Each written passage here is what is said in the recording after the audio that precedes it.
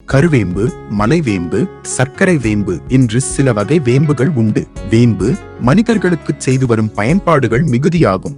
வேப்ப மரத்தின் எல்லா பாகமும் மருத்துவ குணம் கொண்டதாகும். அம்மரத்தின் மீது பட்ட காற்று கூட மருத்துவ குணம் கொண்டதாக இருப்பதால் தான் நம் முன்னோர்கள் அம்மரத்தை வீட்டை சுற்றி வளர்த்து வந்தார்கள். இதன் இலை கசப்புத்தன்மை கொண்டதால் இது கிருமி நாசினியாக பயன்படுகிறது.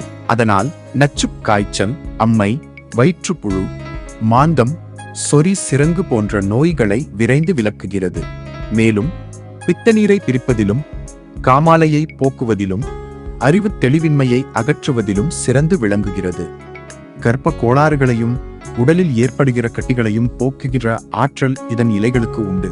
வீக்கம், நீண்ட நாள் புண், கரப்பான், சொறி, சிரங்கு, உடல் எரிச்சல் போன்ற நோய்களுக்கு இவ்விலையை பறித்து வந்து சுத்தம் பார்த்து அரைத்து பூச நோய்கள் அகலும்.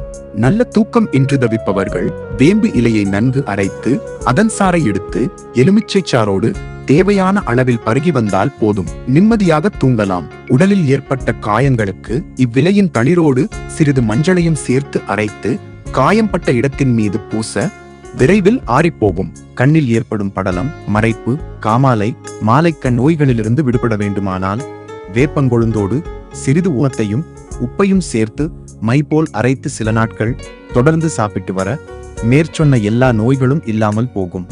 இதன் இலையில் குடிநீர் தயார் செய்து புண்களை கழுவவும் ஒற்றடம் கொடுக்கவும் நல்ல பலன் கிடைக்கும்.